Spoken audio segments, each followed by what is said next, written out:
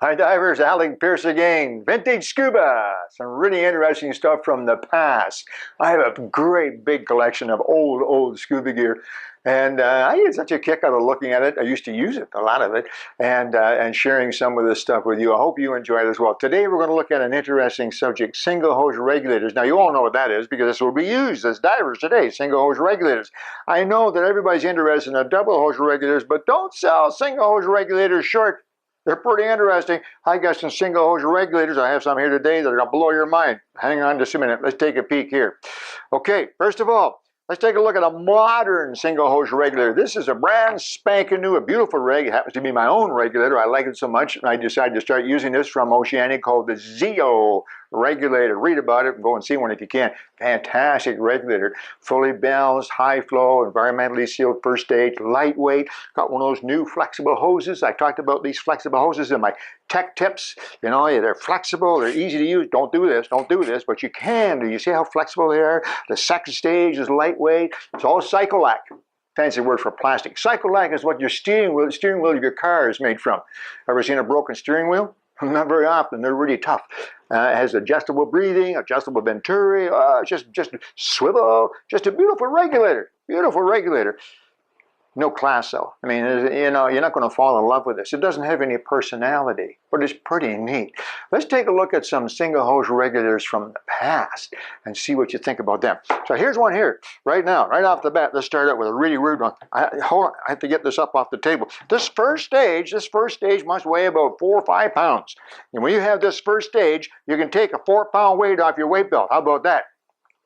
As a matter of fact, I've got a little weigh scale right here, and if I take this new modern first stage off and I set it on the weight scale, it says 1.5 pounds. 1.5 pounds. Modern. That is a lightweight first stage. Be sure. And then let's take this one off of here and put it on there. As here it says 1.5 pounds, and this is 3.5 pounds. There you go. This is well, it is more than twice as heavy. But what a beautiful first stage. I mean, just look at it. This gorgeous chrome, all chrome, brass, beautiful finish on it. It's got all kinds of weird knobs and things. This one has a built-in constant spring-loaded reserve. So if you're a traveler in the old days and you went down south, a lot of the rental places down, the resorts down south in Mexico and other places, when I first started diving in the 60s and the 70s, they didn't have J valves on their tanks. They bought the cheapest tank they could. I just had a K valve. If you've seen my other vintage playlists, other vintage episodes, you know about J and K valves. And an intelligent diver always had a J valve. We didn't have pressure gauges, remember? You see, there are a lot of things involved in this, bits and pieces, and not just one item. So we didn't have pressure gauges, so we had to have a J valve with a constant reserve, a little bit of air held back. Well, if you were traveling and the resort didn't have J valves, you get a regulator that had one on it. Yeah, it's just great. Look at that. Nice J valve, extra heavy. Just a beautiful, beautiful first stage. But look at the second stage. Check this out. Now there's a second stage. Look at it. It's about 6 inches long, big. No problem purging this. You can purge it anywhere on there. All chrome. Look at the beautiful chrome on it and so on. So this was a really interesting old regulator. You don't see this style, this particular model much anymore. This is made by Nemrod. Very popular company, even in North America, although it was Spanish made. Very popular company back in the 70s, 60s and 70s, Nemrod. And this particular regulator is called the Meteor. Called the Meteor. Had a name. Maybe it looked like a meteor. I don't really know. But remember, I told you in one of my earlier vintage episodes that old regulators had names.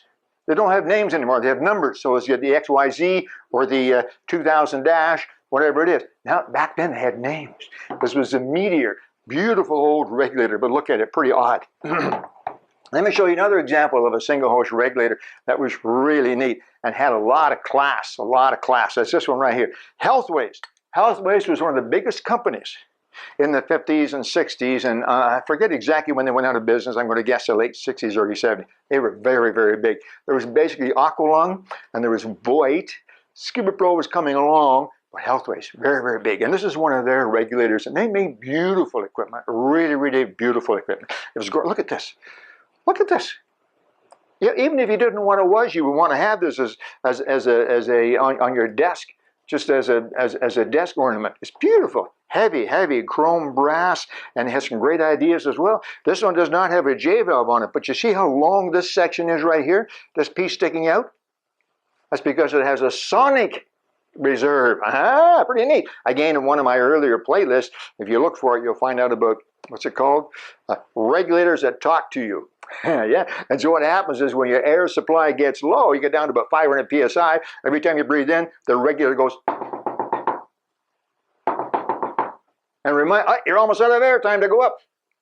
Pretty slick, huh? Even better, in some ways, better than a J valve. But that was one of their very popular innovations. And here's another one. Look at here. You see how smooth that is around there, where the knob is.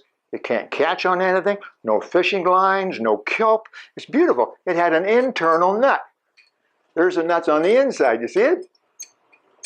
Pretty neat. And I don't know why they don't do that today. It's such a great idea. But this is the kind of thing that Healthways had. And look at the second stage too. The second stage, it had a neck strap. For some reason, back in the 60s, divers were worried about the reg falling out of their mouth. I don't know if it really happened very much, but all regulators back then came with a neck strap that snapped off and on, and you would put this around your neck so if the reg fell, it only fell a few inches, you see. They don't do that anymore. But look at the regulator. Chrome. It's all chrome. The whole thing is chrome. Everything except the mouthpiece.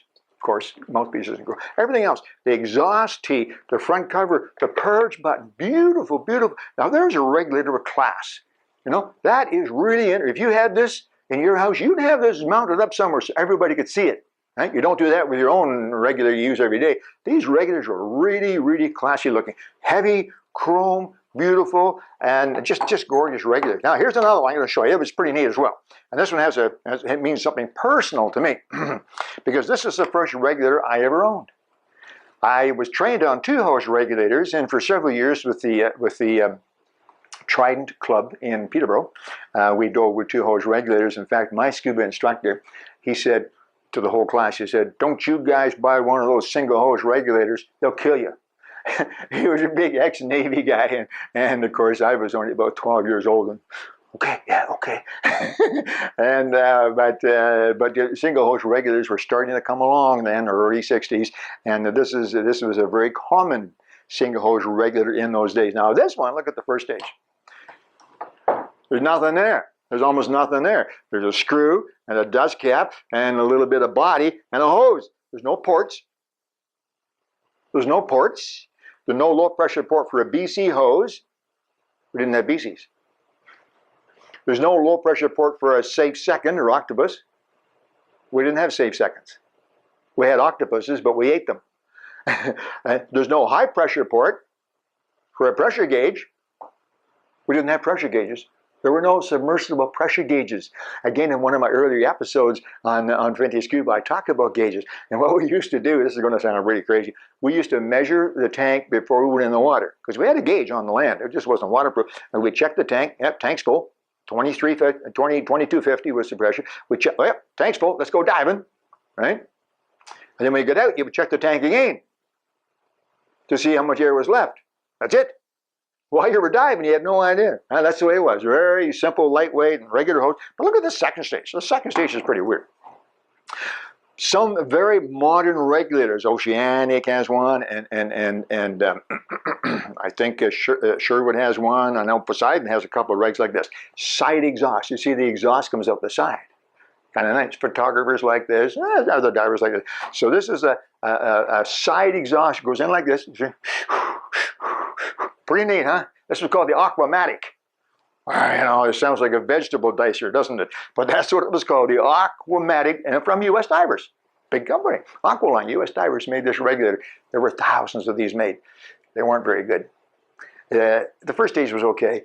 Second stage worked, but they had a funny dual lever mechanism in there, and it sounded good in theory, but what it meant was every time you inhaled, you had to open 2 levers instead of just one. It was hard. And it was kind of like, you know, I always think about a screen door on an old cottage.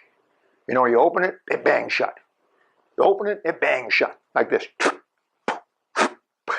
It worked, gave us air. Hey, we didn't care, and we didn't know.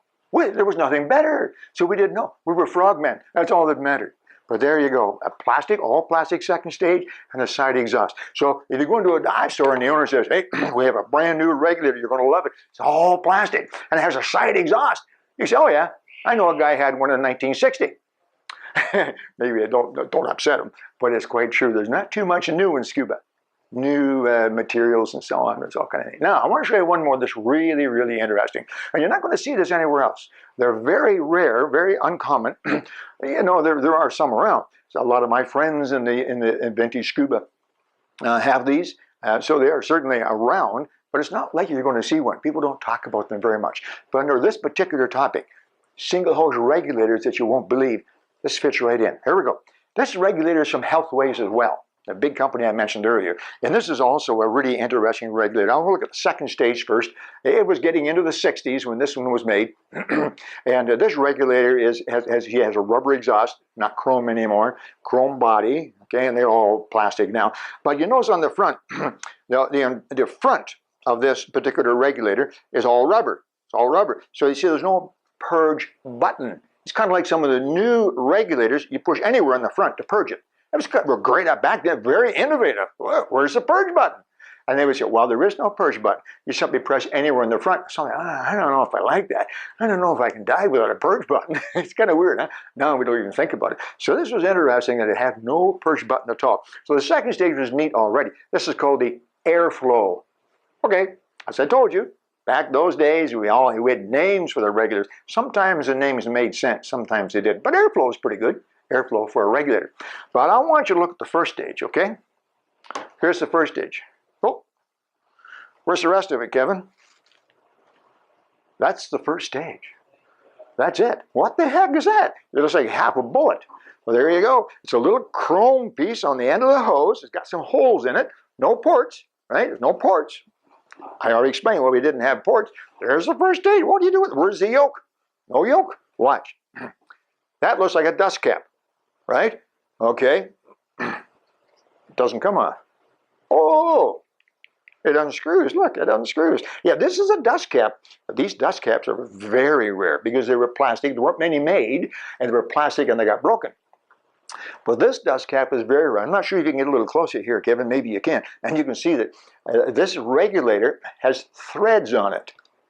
It obviously threads into the valve. Absolutely right. You might almost think it is like a DIN valve. A lot of you know about DIN valves, D-I-N, which have a large, strong thread on them, and you thread it into the valve.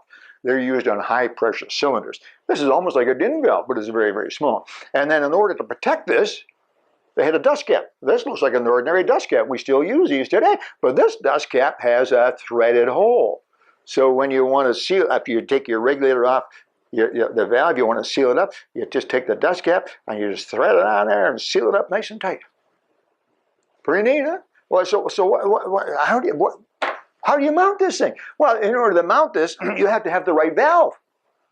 Because the valve obviously had to take the regulator. Well, sure enough, here's a valve. And this valve, I don't know if you can see in there, you probably can't, but inside this valve, it has an O-ring. You can actually use this valve with a normal yoke type regulator, but look down, there's threads down there. What's that for? That's for an airflow. That's what that's for. Watch, you want to mount your regulator on your tank? Well, you just put that in like that, and you turn that like that, and you screw it in snugly with your hands like that, turn the air on, let's go diving. How about that? Now you got to tell me that's not pretty interesting, all right? You won't believe that, but that's what it was. I have to be honest with you.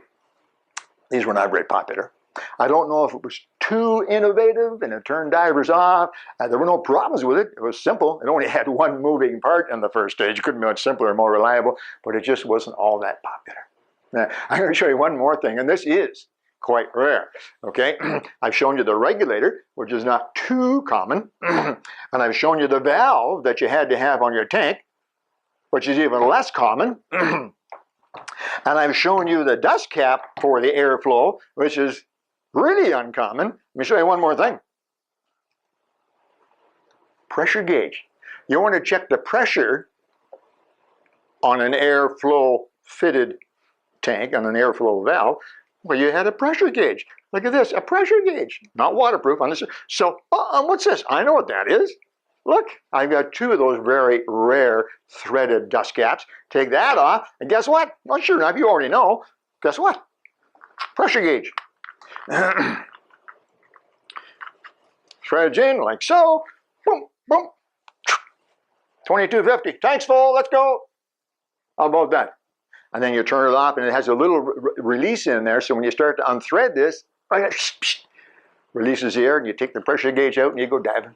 Put your airflow regulator in, and you go diving. How's that? Pretty neat, huh? The airflow. If you see one of these around, you let me know right away. I only have one of these. It's in perfect working condition, and I'd almost like to have a second one. Maybe if you see one, you'd be interested in starting your own vintage collection. Some of you vintage divers out there, some of my friends out there in the vintage community, I know some of you have the airflow regulator, and I think probably some of you have the airflow valve from Healthways. They're not too uncommon, but maybe you'll be tempted now to look for the Healthways Airflow pressure gauge, and of course, the only from Healthways dust cap with the airflow threads. Finish up your collection. There you go. Single hose regulators. They're pretty neat too. I hope you enjoyed that. Interesting information. Now, if you want to see some more about my vintage scuba, look at the other vintage scuba topics in the playlist. I've had a lot of comments on them, which I love. Keep those comments coming. I'm having so much fun. I answer as many as I can, and it's a whole lot of fun. I've met some great people online through the tech tips and through the vintage playlist. And don't forget my sea hunt. If you enjoyed this old stuff, watch for the sea hunt playlist. I'm having a lot of fun with that, sharing my big collection of sea hunt memorabilia too. I hope you enjoyed that. Talk to you real soon. Alec Peirce, Vintage Scuba.